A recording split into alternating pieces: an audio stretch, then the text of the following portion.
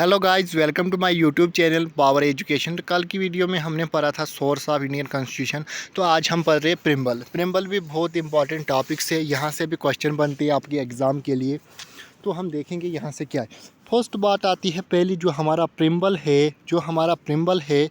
तो प्रिम्बल की अगर बात करेंगे तो इसमें आता है आपका पहला ही क्वेश्चन, जिसे हम कहते हैं आइडियाज़। हमें प्रिम्बल का आइडियाज़ कहाँ से, वो तो यूएसए से लाया, यूनाइटेड स्टेट अमेरिका से। और प्रिम्बल की जो लैंग्वेज है ये हमने कहाँ से ली है, तो यह हमने ली है ऑस्ट्रेलिया से। तो प्रिम्बल की लैंग्वेज हमने ऑस्ट्रेलिया से ली है।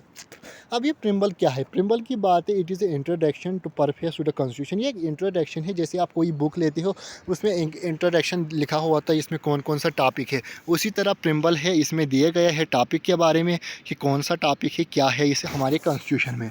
उसके बाद एक है पालकी वाला। इसने कहा था call the preamble as identity card of a constitution. उसने कहा था जो प्रिम्बल है ये हमारा आइडेंटिटी कार्ड जैसा है।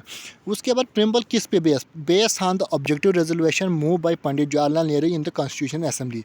तो प्रिम्बल जो है ये कॉन्स्टिट्यूशनल असेंबली पर, ये ऑब्जेक्टिव रेजोल्यूशन पर बेस है जो पंडित जवाहरलाल नेहरू ने दिया था। उसके बाद बात आती है कि जो ये प्रिम्बल में कब इसमें अमेंडमेंट किया। अमेंडमेंट होता है कोई कानून बनाया गया या उसमें कुछ ऐड करना किसी कानून में। तो खाली एक बार अमेंडमेंट हुई है, जो कब हुई है 1976 में। कौन सा कॉन्स्टिट्यूशनल अमेंडमेंट था वो 42nd कॉन्स्टिट्यूशनल अमेंडमेंट में, जिसमें इसमें यानी कि इनेक्ट किया गया था। तो इसमें सोशलिस्ट वोट जुड़ाया गया था, सेकुलर और इंटीग्रिटी, ये वोट ऐड किए गए थे प्रिम्बल में कब 1976 में। उसके बाद आती है बात the ideas of justice, social, economic और पॉलिटिकल। ये कहाँ से लिए हमने आइडियाज़, तो ये आइडियाज़ हमने टेकन फ्राम रशियन रिवोल्यूशन से हमने ये आइडियाज़ लिए हैं। उसके बाद आती है बात the ideas of fraternity, equality and liberty. ये भी प्रिम्बल में वर्ड से, ये हमने टेकन फ्राम फ्रेंच रिवोल्यूशन से लिया है। ये बहुत इंपॉर्टेंट क्वेश्चन है, यहाँ से अक्सर क्वेश्चन पूछे जाती है।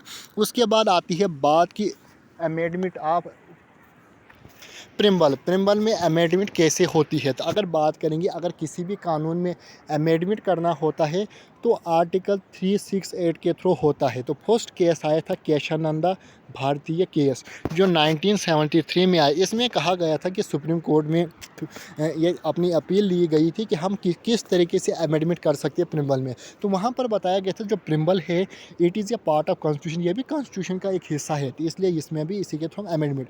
बस supreme court held that preamble is the part of constitution can be amended subject to the condition that no amendment is done to the basic future of the C.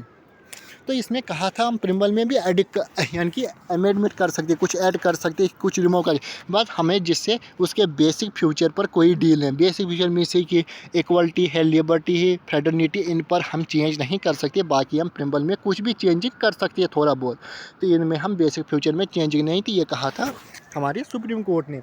Supreme court क्या होता है, supreme court होता है पूरी country का head. पहले होता है डिस्ट्रिक्ट कोर्ट जो आपके डिस्ट्रिक्ट लेवल का होता है, फिर होता है हाई कोर्ट जो आपका स्टेट लेवल का होता है, सुप्रीम कोर्ट आपका सेंट्रल लेवल का मान सकते हो, पूरे कंट्री का होता है वो। तो वहाँ पर अपील की गई थी। तो आई होप आपको ये वीडियो अच्छी लगी हो। हमने यानी कि हमारी प्लेलिस्ट बनाई है पॉलिटिकल ऑफ इंडिया के नाम से। तो हैंड रिटन नोट्स से मैंने बड़ी मेहनत से लक्ष्मीकांत बेस साहब में पढ़ाता हूँ। तो आप सीरियल वाइज एक एक वीडियो देख सकते हो। ये मेरी चौथी पांचवी वीडियो है। आई होप आपको ये मेरी वीडियो समझ आई हो। लाइक और शेयर कीजिए, सब्सक्राइब कीजिए।